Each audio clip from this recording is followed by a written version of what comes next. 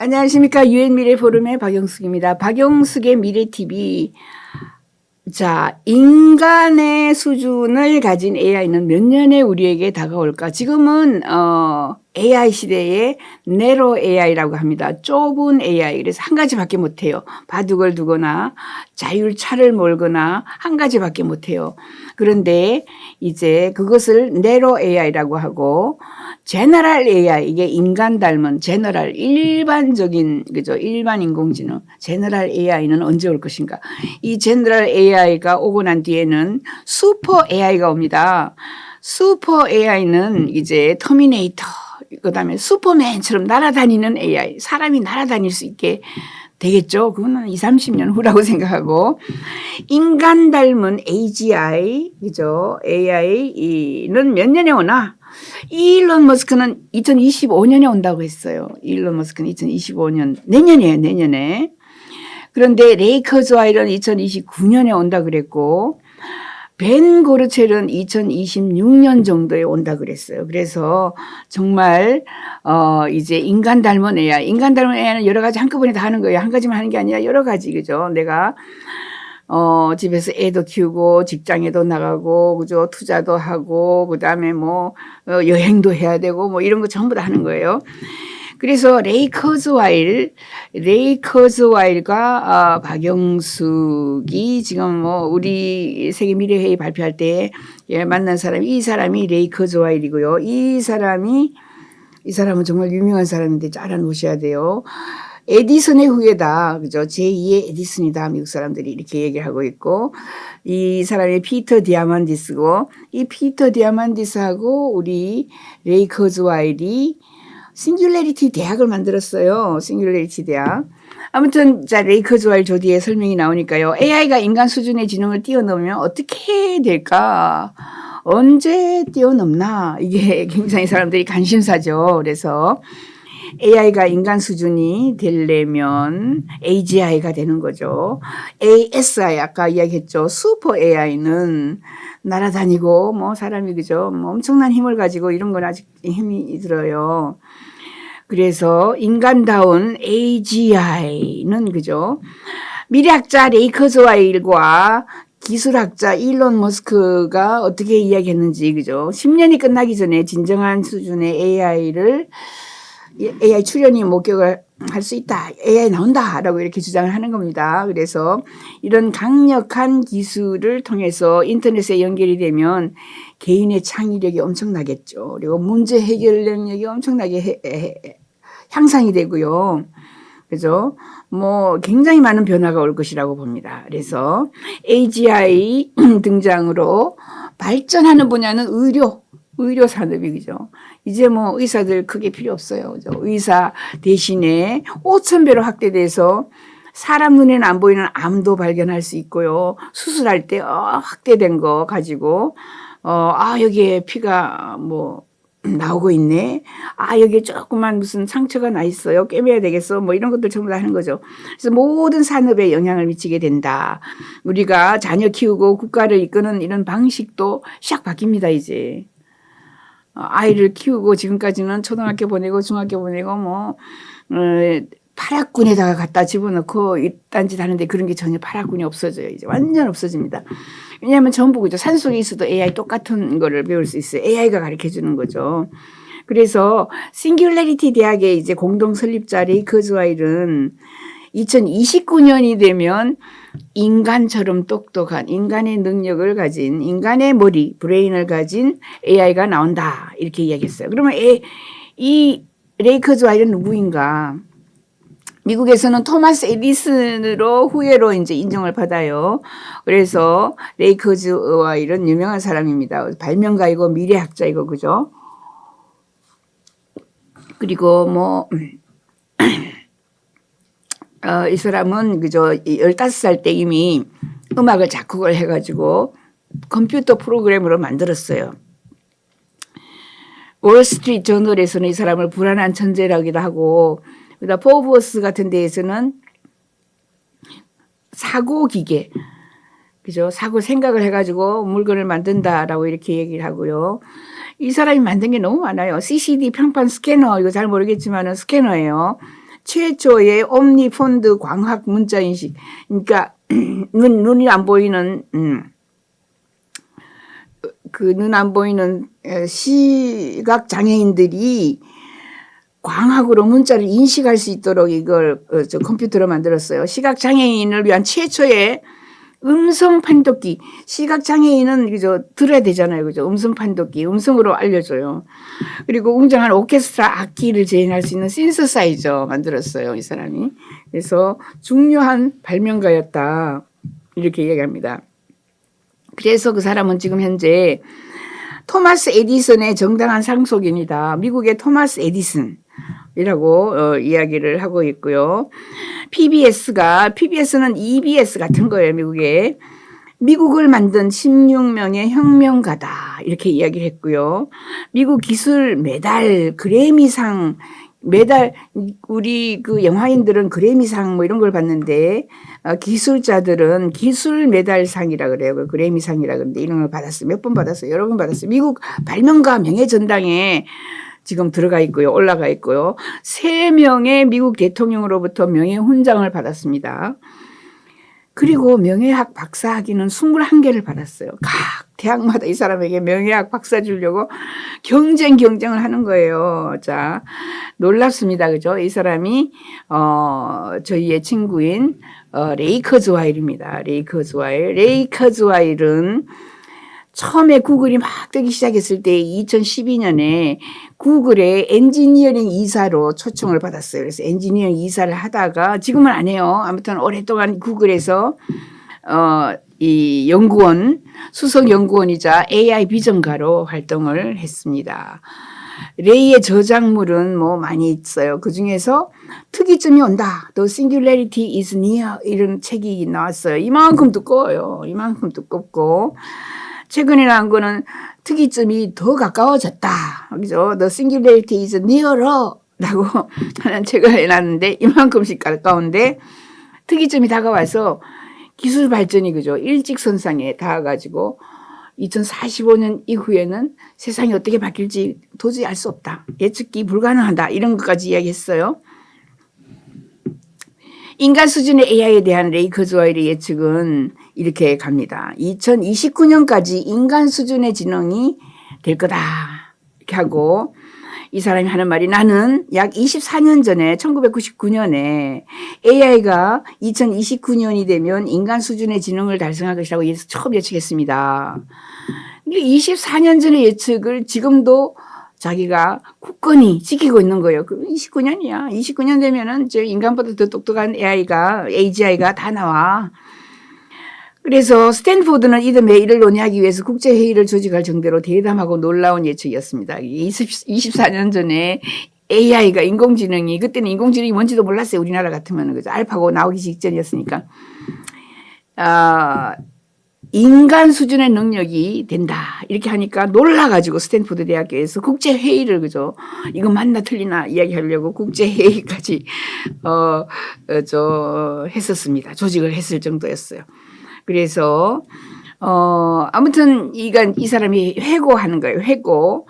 그 결과는 믿을 수 없을 정도로 보수적이었다. 그 사람들이 전부 엄청난 24년 전에 AI에 대해서 내가 이야기하면 엄청나게 보수적인 일이었어요. 그때 150명이 참석했을 때 150명 중에 20%가 인간 닮은 인간 같은 지능의 AI가 나올 것이다 하는 거예요. 20% 정도가 절대로 그런 일은 없어요. 아직 콧방귀를 꼈습니다.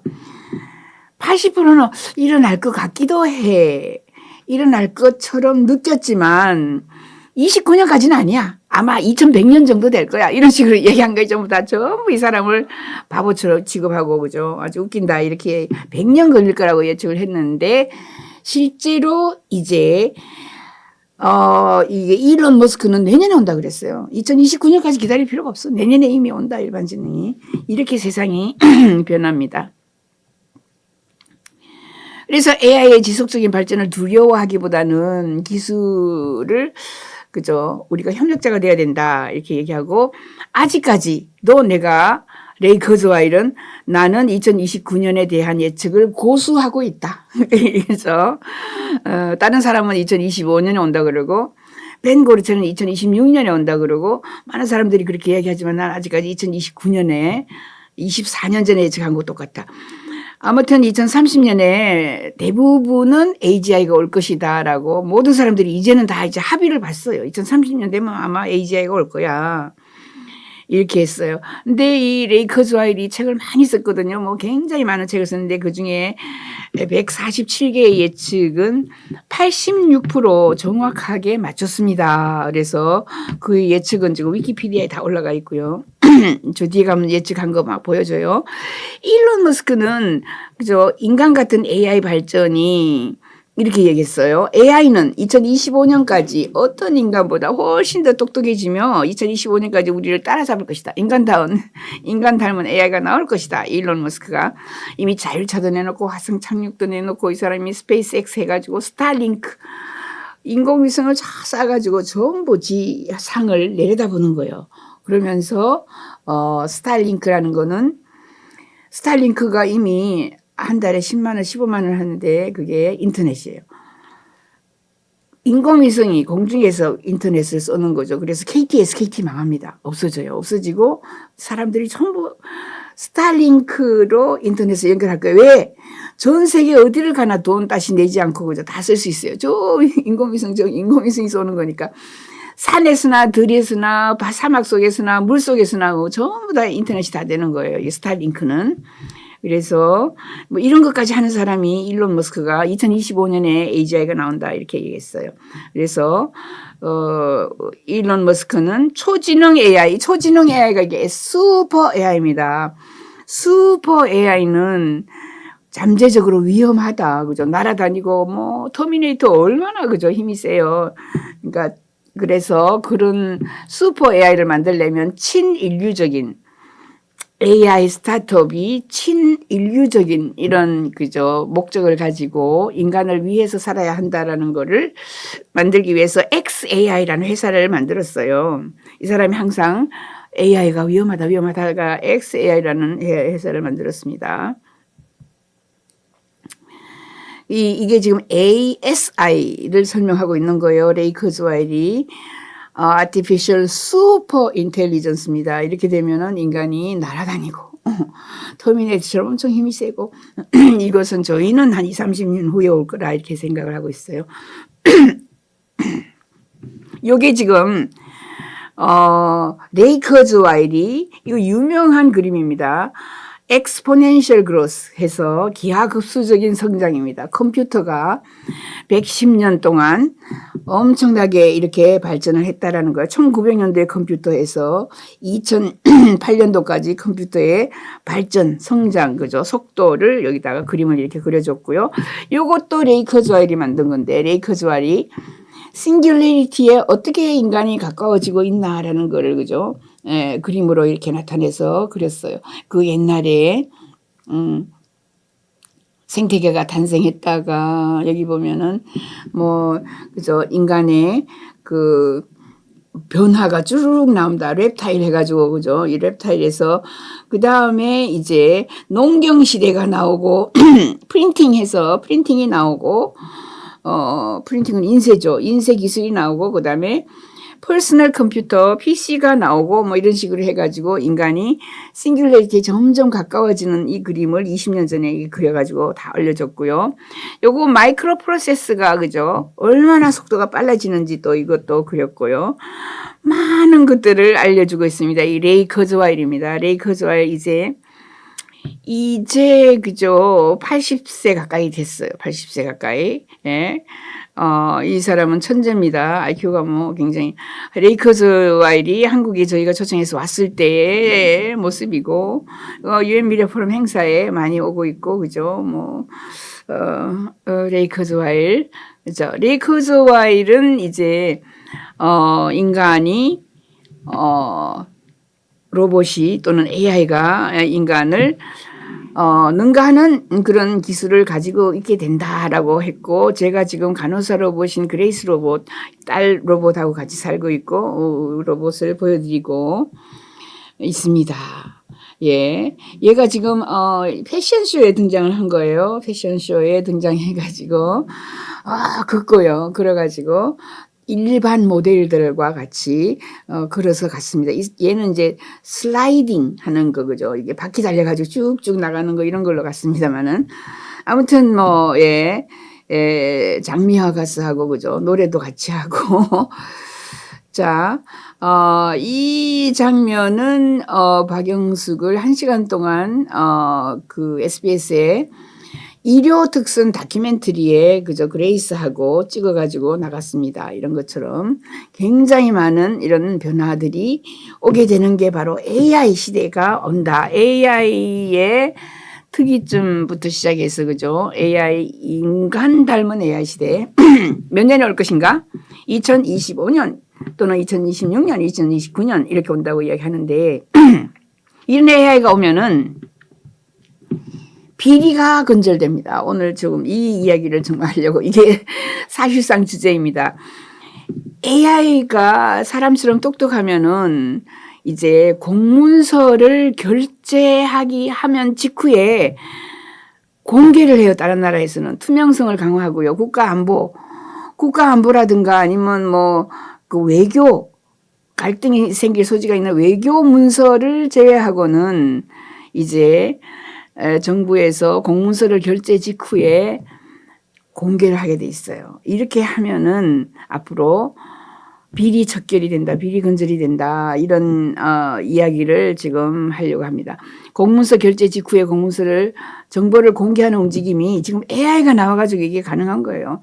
전 세계적으로 확산되고 있습니다. 그래서 디지털 시대에 행정 투명성, 정보 접근성 같은 게 있어요. 그래서 국가 안보나 외교 문제 갈등이 있으면은 그거는 이제 공개를 안 하는 거죠. 요거를 판단하는 게 AI가 하는 거예요. 야, 요거는 조금 미묘하니까 공개를 하지 말자. 요거는 그냥 공개할게. 공문서가 뭐 결제 직후에 모든 것이 공개가 되는 겁니다. 1번 비리 건절이 됩니다. 이제 공무원들이 비리를 적발하기 위해서 그죠? 언론이나 시민단체 취재 활동을 하는데 언론이나 시민단체가 취재 활동할 필요가 전혀 없어요. 저 공무원들이 전부 다 지금 문서로 노트북에 또는 컴퓨터에다가 문서 작성을 하죠. 그 문서 작성을 해가지고 올려요. 쭉쭉쭉 올리면 마지막에 장관이 결제해요. 사인해요. 사인하자마자 홈페이지에 올려버려요. 그러면 그게 이런 일이 있으면은 저기 양평 고속도로 뭐 김건희 가족을 위해서 바꿨잖아요. 그런 거 금방 다 드러나기 때문에 아예 할 수가 없어요. 사람들이 이게 비리 건절이 된다. 예. 검언 유착이라든가 권력하고 언론이 유착이 돼가지고 내가 이쁜 아이에게 뭘 줘요? 단독을 줘요. 단독이라는 게 없어집니다. 이제 단독이라는 의미가 없어져요. 왜? 공문서가 결제가 되자마자 홈피에 그죠? 그 뭐 행정부 홈피, 건설교통부 홈피, 전부 다 경찰 홈피에 다 올라가기 때문에 왜 취재를 가요? 누구든지 국민이 그냥 들여다보면 다 있는 건데, 그죠? 유착해서 너 이리 와봐. 내가 너한테만 줄게 하고 단독 주는 건 없어지는 거죠. 그래서 불법적인 권력 집단 형성을 막는 거예요, 아예. 예, 굉장한 겁니다. 그래서 공문서가 공개되면은 이런 권력 집단의 활동이 또 감시가 손쉬워요. 정부의 투명성이 강화되죠. 국민의 권리가 정진됩니다. 이제 국민이 주인이니까 국민 세금으로 공무원들이 국민이 주는 그 월급을 받고 있잖아요. 국민이 주는 세금을 가지고 그죠? 월급을 받아요. 그러니까 국민이 대장이죠. 국민이 왕이고 국민이 왕이면서 정부는 그죠? 공무원들은 비서 또는 뭐겠어요? 머슴 이런 역할을 해야 되는 거죠. 그거는 공문서만 그죠? 공개가 되면은 이제 정보 공개만 되면은 앞으로 세상이 뒤집어진다라는 거를 여러분들에게 오늘 강조하려고 그래요. 자, 요런 모습 많이 봤을 거예요. 이제 국회가 열려가지고 가을에 국회가 공문서 문서 달라고 해가지고 모든 정부 부처에서 엄청나게 문서를 복사해가지고 이렇게 보따리 장사처럼 이렇게 보따리 사라집니다. 이제 정보 공개가 되면 왜 보따리에 정보를 프린트를 해서 그죠? 왜 국회의원들에게만 줘요? 일반인들에게 전부 다 공문서가 결제되자마자 오픈됩니다. 이게 다른 나라에서는 다 하고 있어요. 우리나라만 안 해요. 우리나라하고 중국하고 북한 안 하고 있어요. 그래서 오늘 이런 이야기를 하는 겁니다. AI가 나오면 충분하게 각 부처 홈피에 정보를 올리는 거예요. 그리고요, 또 권한 유착이라든가 특별하게 뭐 기자회견 이런 거 할 필요가 없어요. 이미 문서가 결제가 되자마자 홈피에나 그죠 인터넷이나 아니면은 필요한 곳에 다 뿌려졌는데 뭘 기자들 불려가지고 새로운 것처럼 기자회견을 할 필요가 없어집니다. 이런 기자회견이 없어질 거예요, 앞으로. 모든 정보는 홈피 가장 먼저 올려가고요. 출입 기자 시스템이 없어요. 출입 기자는 정보가 공개 안 되니까 그 출입처에 가가지고 나 좀 줘, 정보 좀 내놔, 뭐 이렇게 가지고 아주 빨빨하게 쫓아다니고, 그죠. 그 윗선에 잘 보인 사람에게 단독을, 그죠. 기자들이 단독을 따는 건데 이제 단독 보도가 없어지면서 부지런한 국민이 홈피에서 정보를 다 봅니다. 이런 대안이 있어요, 여러분들. 어디 가서 매번 뭐 비리 척결 뭐 그죠 부정부패 이렇게 데모만 할 게 아니고 지금 요 법만 강화하면 돼서 이 법도 있어요. 법도 가르쳐 드릴게요. AI 공문서 결제 직후에 반드시 공개를 하는 거 그죠 이런 것이. 근데 다 공개하라는 게 아니에요. 국가 안보나 외교 문제, 국민 혼란, 갈등 소지가 있는 거는 그죠 공개를 안 합니다. 근데 이게 어느 게 갈등의 소지가 있는지 사람이 하면은 또 개인적인 의견이 들어갈 수 있으니까 이걸 AI가 한단 말이죠. AI가. 그래서 AI는 문서의 내용을 분석하여 분류하고 비밀이나 개인정보 등 민감한 정보를 식별하는 기능을 갖추고 있어요. 그래서 공무원들이 직접 문서를 검토하는 시간을 단축하고 보다 정확한 분류가 가능해진다 이렇게 봅니다. AI는 문서 작성할 때부터 이제 홈피에 아니 뭐 우리가 전부 컴퓨터에다가 문서 작성을 하니까 쭉쭉쭉 올라가서 결제될 때 또 오류도 해줘요. 오류를 AI가 그죠? 이거 틀렸어요. 안 한다를 한다라고 써놨네요. 뭐 이렇게 엉터리로 써놓은 걸 고쳐주기도 하고요. 그죠? AI 문서 내용을 분석해서 논리적인 오류나 맞춤법도 틀린 거 다 가르쳐줘요. AI가. 또 AI가 공문서 결제 직후에 공개를 위해서 업무 효율화와 투명성 강화 할 수 있는 이런 기술을 개발을 했는데 이게 지금 이런 다른 나라에서는 개발이 되어가지고 막 시작하고 있고요. 이거 공문서 공개하는 거 AI 프로그램은 1, 2억으로 할 수 있다고 합니다. 벤 고르첼이 제가 어제 물어봤어요. 1, 2억으로 하고 다른 데 전부 이제 부처만 연결시키면 돼요. 그죠? 행자부, 그 다음에 건설교통부, 그 다음에 과기정통부. 이렇게 해서 프로그램 연결시키면 AI가 다 거기서 결제 직후에, 공문서 결제 직후에 AI가 공개 직접 하는데 하기 전에 이렇게 걸러준다는 거죠. 이렇게 해야 디지털 시대의 행정 투명성과, 그죠? 이게 전 세계 추세가 되거든요. 우리나라도 안 할 수가 없어요. AI 시대가 되어서 이렇게 할 수밖에 없다라는 걸 제가 제안하고요. 이 AI를 활용한 공문서 관리 및 공개에 혁신이 일어나야 한다. AI 시대니까 그죠. AI 뭐 친구, AI 동료, AI 딸, AI 아들 많이 나오니까 이걸 하면은 4가지를 할 수 있어요. 자동화된 문서 처리하고 분류해서 보관도 해주고요. 투명성과 신뢰성도 강화시켜주고요. 언론의 역할이 변하죠. 언론은 가가지고, 그죠. 뭐, 나쁜 말로 사바사바해서, 그죠. 윗사람하고, 그래서 나 단독 받고, 뭐, 이런 일을 하러 돌아다니는데, 이제 그럴 필요가 없어요. 전 국민이, 5천만 국민이 다 똑같은 시기에 다다닥 홈피에 들어가서 다 알려지는 거기 때문에, 언론의 역할은 단순한 정보 전달에서 떠나서 더 깊이 있는 분석과 해석하는 사람으로 변할 것이다. 이렇게 됩니다. AI 기술은 언론인들이 대량의 데이터를 분석하고 보다 복잡한 이슈의 통찰력을 가지는 데 도움을 줍니다. 4번째는 국민 참여 증진. 그죠? 국민이 참여할 수 있어요. 내가 몰랐으면 뭐 그냥 지나갈 텐데 내가 그냥 딱 들어가 홈피에 행정 행안과 그죠? 이런 데 들어가 봤더니 이게 지금 결제가 장관이 결제한 문서로 딱 떠 있는데 이거 이렇게 가면 안 돼. 큰일 나. 이거 이렇게 가면은 정말 이제 지방은 완전히 도태돼. 지방 소멸 시대를 더 악화시킬 거야. 이제 데모를 해야 되겠어. 뭐 아무튼 이런 그죠? 국민 참여를 증진시킬 수 있어요. 근데 다른 나라는 어떻게 하는가? 그죠? 다른 나라는 거의 그죠? 동시에 결제 나면 곧장 홈페이지에 게시합니다.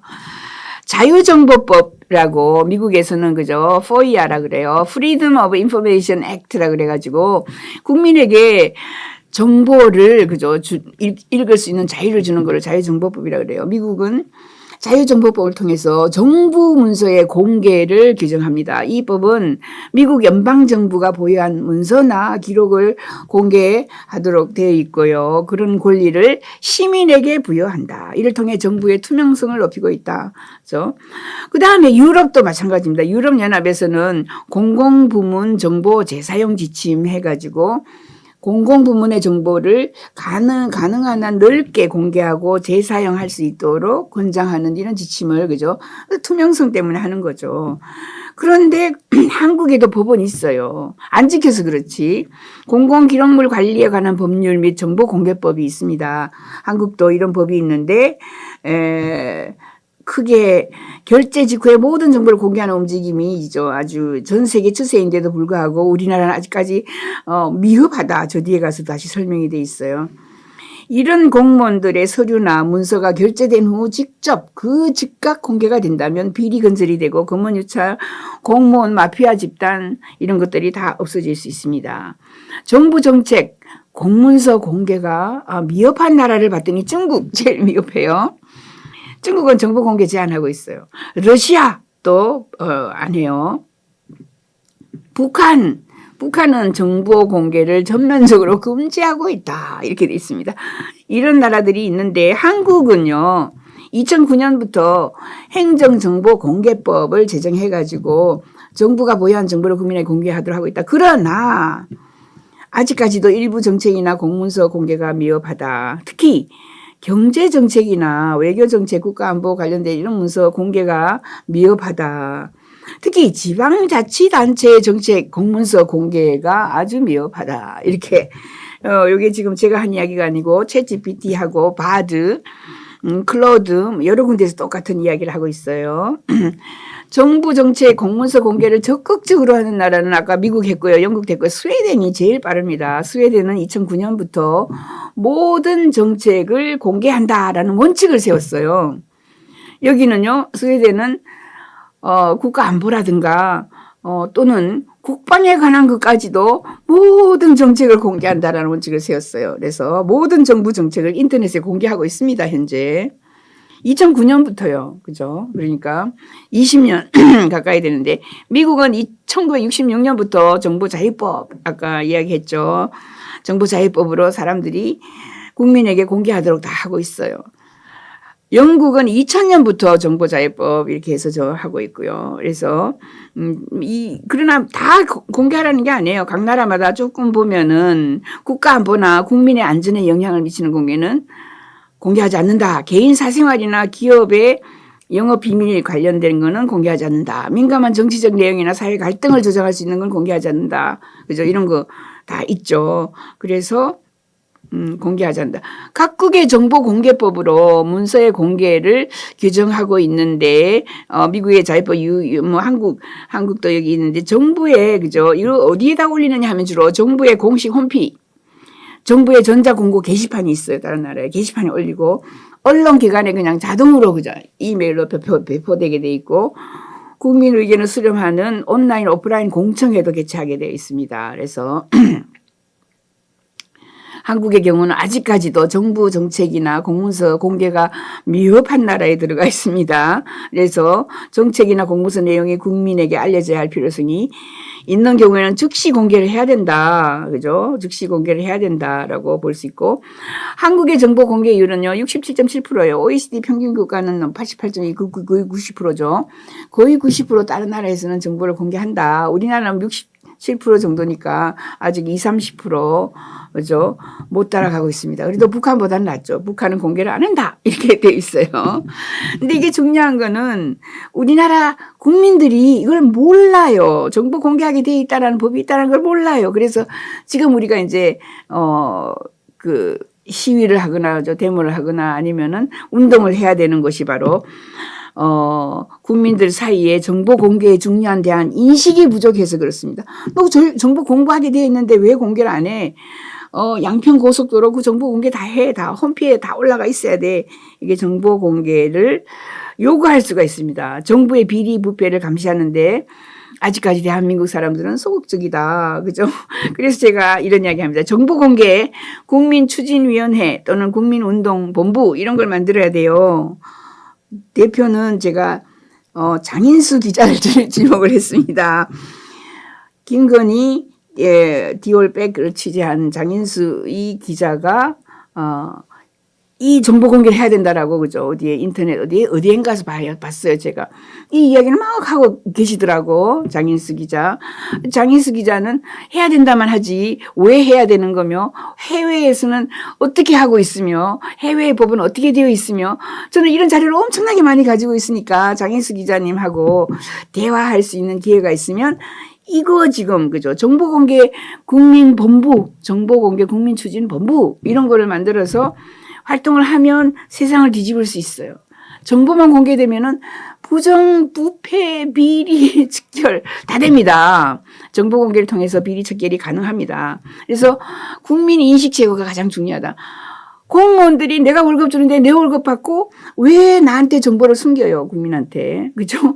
다른 나라는 다 하기 때문에 즉각적으로 올려야 된다. AI 발전은 그죠? 정보 공개 활성화의 새로운 기회입니다. 이제 새로운 기회가 왔을 때 우리가 결제된 모든 서류, 공문서는 즉각, 그죠? 홈피에 또는 인터넷에 올려야 된다라는 이 운동만 하게 되면 정말 그죠? 많은 것들이 사라질 겁니다. 많은 부정부패에서 한국의 사례는 아직까지 멀었다. 부진의 원인이 법적 제도적인 한계가 아직까지 있고요. 기술 장벽이 있죠. AI로 빨리빨리 처리하는 이 기술은 이제 조금만 투자를 하면은 금방 연결을 시켜준다고 벵고르젤이 아주 쉽다라고 했습니다. 한 달 정도 걸린다. 이 프로그램 만드는데. 그리고 행정, 문화의 보수성, 우리나라는 괜히 그죠. 그 공무원들이 일반 국민들 위에 있는 것처럼 행동을 해요. 그죠. 위에 있는 것처럼. 아닌데, 자기들은 머슴인데. 그래서, 이런 행정의 보수성이 있다. 정보 공개에 대한 인식이 부족하다, 국민들이. 당연하게 우리가 알 수 있는 권리인데 안 알려 준다고 그죠? 가만히 있는 게 아니라 이제 알려달라고 고함을 쳐야 되겠죠. 그래서 법적 제도적인 개선 무조건 모든 정보를 공개하라 이렇게 하는 건 아니지만은 스웨덴은 모든 정보를 공개하라 이렇게까지 한단 말이에요. 그래서 이런 AI 시대에 AGI 시대가 오면 이제 정말 너무나 많은 이제 변화가 있으면서 이제 부정부패를 척결할 수 있는 이 길이 열린다. 정보공개법을 우리가 강화해서 국민추진본부를 만들어서 우리가 요구를 하자. 그런 거죠. 요구하면은 이루어집니다. 그죠? 두드려라. 열릴 것이다. 이런 이야기를 하면서, 여기에 박영숙이 쓴 책이 있습니다. 세계 미래 보고서에 여기 AGI 오면은 뭐가 변하는지 상세하게 설명을 많이 해놨습니다. 박영숙의 미래TV 감사합니다.